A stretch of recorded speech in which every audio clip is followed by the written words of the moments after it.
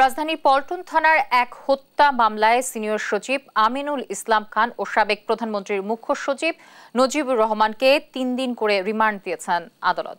সোমবার বিকেল 4:30টায় chief metropolitan magistrate আদালতে তোলা হয় তাদের। এ সময় আদালতে তাদের 10 দিনের রিমান্ড আবেদন করেন তদন্তকারী কর্মকর্তা। দুপক্ষের শুনানি শেষে অতিরিক্ত চিফ মেট্রোপলিটন ম্যাজিস্ট্রেট মাহবুবুল হকের আদালত 3 দিন করে রিমান্ড মঞ্জুর করেন।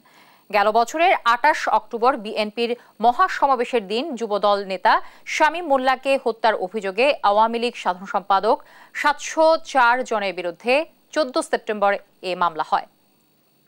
একজন হলো আমিনুল ইসলাম খান, তিনি ছিলেন সিনিয়র সচিব জননিরাপত্তা বিভাগ স্বরাষ্ট্র মন্ত্রণালয়ের। আরও ছিল নজিবুর রহমান। এই নজিবুর রহমান আপনারা জানেন সে এনবিআর এর চেয়ারম্যান ছিল। এই দুজনকে একটি হত্যা মামলায়, পল্টন থানার একটি হত্যা মামলায় বিজ্ঞ আদালতে উপস্থিত করা হয়। তদন্তকারী কর্মকর্তা তাদের জন্য 10 দিনের রিমান্ড প্রার্থনা করেন।